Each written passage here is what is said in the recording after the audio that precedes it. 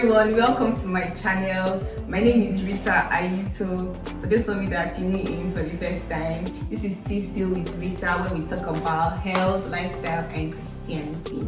For today's video, I have guests. This is Japheth, this is me, Reetahh, this is Kufre, and that is Paul. Today's video, we're going to be talking about African upbringing, how we were brought up, the experiences we got from back then. We have the millennials and Gen Z with us. So I and Kufre are the Gen Z, while Japheth and Paul are the millennials. So we're going to see how things were in their time and in our time. It was everything. I literally told someone yesterday that my dad literally bought torchlight every week because he uses the torchlight on our head almost every week. So you don't even need to do anything. And the torchlight back there was not that iron one. Exactly my point. So that iron torchlight. So you are doing something that you haven't thinking you are doing the right thing. Maybe cleaning the chair, but you are not cleaning it well. It's torchlight that will align you into the correct cleaning pattern. So the truth about it is discipline was on another level. That's not discipline, that's bullying. No, it was discipline for me. Like I'll literally be going to play football and my dad is coming back from work. Once we collide, the slap they are giving you is resetting you back to the house automatically. So we had a lot of 360. No, my father was really a very, very disciplined man. Like I remember once he was beating my twin brother and the guy fainted. My mom is a nurse, so she revived him and continued. What? So you literally don't even stand 5 meters close to my dad when he's asking you why you didn't do something, because that why was he hit you? That why didn't you that slap gets you. For my own upbringing, my dad didn't really used to hit us. The way my father raised us is that anything you do, as long as you have a reason for why you do it, he's going to leave you, because that means you don't act like an animal. You actually thought before you did what you did. While my mom used to beat us, but we were scared of my mom. My mom was she used to be around, so she didn't used to get to beat us often. But when she came, she walked in and she still didn't used to beat us. She doesn't know they came to scare us. So what she liked to use was this stick that this is a tongue Larry Effa. She'll give you 3 on your hand. That's the highest. You be a Gemini! You be a Gemini! Jesus! My dad used to flog me. Like after church, my dad there's this tree, neem tree, I don't know if it's in Calabar, neem tree, Dogoyaro tree. My dad would drive, park the car, come down, cut like 5 to 6 branches of the tree, put behind the car, and take me home. He will leave you to eat when you are sleeping. When you are sleeping, no. he will call you to the school. Weekend. My dad will beat me or finish the cane on me, take the shoe, take the wood, everything. That one is terrible. It was that bad. The discipline was okay, but it was a bit too far. You know, my dad will keep telling me that I will not beat your siblings this way, because when I get it right with you, you know, everything will just fall in place. So I must treat you with iron hand. As for me, they flog me well. My dad has where he keeps his canes, and at a point we had to even go and hide it. But yes, you still see new ones. The discipline was good because now you can't mess up. Like I feel children these days now they do anyhow. A child is misbehaving. I know the children. The younger ones now. They're alpha. They have their own name too. They will misbehave and you're like, stop it now. Like it surprised me, my mom acts differently with her grandchild. Like she doesn't act the same way she acted when you were us. She's now calmer. Then you're like, this thing that they'll give you serious knock or flog, they're just saying, stop that, don't no.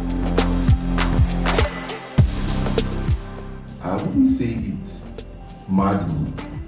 I wouldn't say it made me. But it affected me in both ways.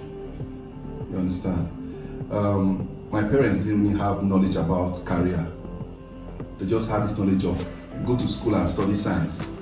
My dad had this notion that when you are a science student, because he's not really educated, So when you say study science, you can become a banker, you have the choice of becoming a pilot, you can become a lawyer, so that was it, and I was under pressure.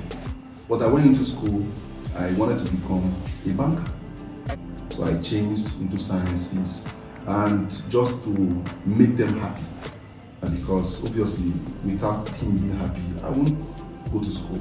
So I chose that path because of pressure from my dad. My own this thing is that it did both, just like he said. But my perspective on how it did both is different. I would not put it on my career. I would put it more on the way I think about life, and because of the African upbringing of like authority is God, basically. You cannot hold authority accountable. You should not try and disobey authority, all of that, and try and make your own path. That was one of my worst experiences with African upbringing, because I was outspoken and liked to challenge everything that I was told. So my parents used to get a lot of heat from it, and thank God that's why I now had a better life. That's why it made me, because my parents were exposed and used to allow us to think what we want to think, basically. So I won't call the way my parents behave a typical African upbringing, but that balanced it out for me. I would say it defined me, actually. It gave me values, actually. So, but to an extent, it made me a little bit timid, because I didn't have an opinion, I didn't have a say. Like, then when we grew up, we only did what our parents wanted us to do. So it limited us to expressing ourselves. The little time we had the opportunity to express ourselves, a bit so we just had to keep it cool and calm and do it the way we were stereotyped. We had to repeat what was done. Well, mine made me. I didn't really have issues with career choices growing up. I chose to choose the career path I chose because I admired my mom and I just wanted to be like her. That basically was, gave me inspiration. And nobody was after, do this, do that. Just do what you want to do and do it well. Bring us good results. That's their own concern. We didn't really want to go to this church. One of the most annoying things that they are no more doing in churches is morning prayer. Oh God, you don't want to hear. 5 a.m. we are waking up, everybody, and they are waking you up, you sleep again, you slap. We need to trek from our house to church to go and pray for 1 hour, 5 to 6. So we didn't really want to pray. We didn't really see any. It was stressful because you go to church 5 to 6, come back and start preparing for school. But because you must do it, and to an extent, that made it easier for us to get acquainted with the values that had to do with Christianity. Okay, my own upbringing. My parents used to go to church. That's the first thing. My dad used to go a little bit, but my mom did not even have church. We did used to have morning devotion, but they were far and few in between. But they made us go to church. They forced us to go to church, basically. And we were Catholic though, so it's not the same general Pentecostal church kind of experience. I really liked being in the Catholic church because they had a lot of history.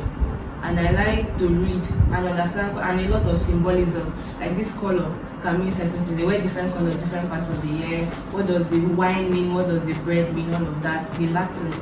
I really like that. But then the real value in my house was not actually Christian like that. Like sometimes my parents would say stuff that you would think is heretical. Like my father would say that God will judge you based on who you are, not based on, like, you cannot really predict how God will judge anybody.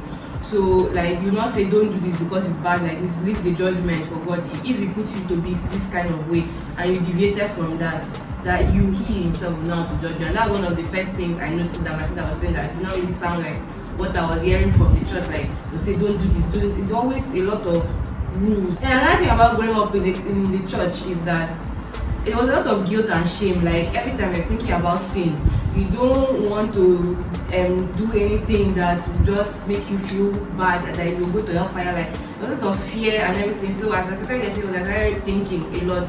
And my parents didn't used to really shut you down. They just leave you alone to do whatever. So my parents, they are Christians. They are believing Christians, and I thank God for that. But you see, while I was growing up, what I learned was religion, and there's difference between religion and Christianity. You understand? I wasn't trained to know God for myself. I was trained to just go to church and obey church, but there was no personal relationship with God. My parents weren't pointing me to God, they were pointing me to church. But you see, to an extent, it was very helpful to my life because it kept me in a place, and I was in that place until I had an encounter with God. I've grown to a point where I understand that it's not just about the religion now, it's about my personal relationship with God. Do you understand? But my parents laid the foundation for my spiritual journey, so it was very helpful. For me, I also grew up into religion, what you should do, which church you should attend and everything. Don't do this, wearing this is a sin, maybe wearing trousers is a sin, don't wear earrings. Then I don't used to wear earrings, I don't used to wear trousers, no jewelry, I don't used to play attachment because like attachment is a sin, all those kind of things. So it was kind of like restricting and everything, but I'm still trying to like grow up in a Christian home because there were so many values that I was able to get. It's almost the same thing. No, it's not the same thing. Me, I feel that I feel for Gen there Z. is a standard. I think the Gen Z What because do you mean by they Gen Z? first of all they are more Which financially one? aware. What do you mean? Is it about money? They are more financially aware. about money? The older people just go to school, even if you don't make money, just Yeah, when you are living religion from now, one right? salary to the Religion. next. It's not the Gen Z that There's more fraud. freedom now. Into The fraud, Gen Z they are are into into fraud fraud. now. No, But you know it's the biggest fraud our people are time. from the Okay, generation. look at it It's now. because computer is not common now. That's why. Look at the problem with the Gen Z is they are following trends. They are following social media without depth or knowledge or I think conviction. Gen Z have some of them have that problem. We are moved by emotions. I think for me, our upbringing in the 90s It's far better. and in the 1980s is far better It's than far these better. 2007 children. People are missing Gen Z with Gen Alpha. It's not a 2012 In babies. actually. And 12. But the people that are Gen Alpha are up to 10 years now. Gen Alpha, Gen They are in general. Gen Beta, Nothing Gen Gamma, Gamma, They- Alpha. So you people are missing some of these really small children with their behavior with us. See, the truth of And that the matter man is is that abroad children. the Like, level of suicide, like 20-year-old of that person. suicide So now, I'm trying to imagine what will make me is commit this suicide. Gen Z wahala? But actually, Suicide. suicide is actually a thing of the youth. Like statistically, younger people commit suicide more Yes. than older people. That is just But why- the why- statistics. why It's do- not about the generation. So why is it happening? I think But I don't know about suicide.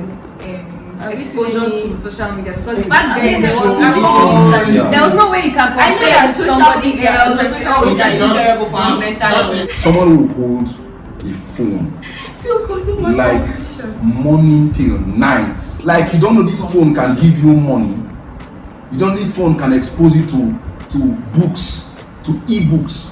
You know? Our parents in our generation now probably going to see that. They helped us know that we had humble beginnings. Yes. But these people, they have everything they want. I cannot remember how many times my father bought me Christmas tree. It wasn't poor. That randomly trying to give us everything we wanted was not there. So we need to work hard for them. We need to earn it. So he gave us that mindset that before you get anything, you need to work hard for it. You must get a good result. Yes, you must. Christmas. When my brother would take second in class and I'll take fifth, they will shower him with gift. I mean, when they go to dish food for Now, me. so you dull. Second class. So do you even deserve this food? No, God, tell me, do you deserve to eat this food? And I'll be like, Mommy. you still have more stuff to say. You can argue in the comment section and we will I'll come and answer. we will reply. See me in that So, comment. don't forget to like this video and share and subscribe. Calm down, get in there. I know what you want to say. She is also a YouTuber. Puffy Ayo, honest weirdo. She does philosophy and Psychology. psychology. No I'm wonder. Buddhism. No wonder.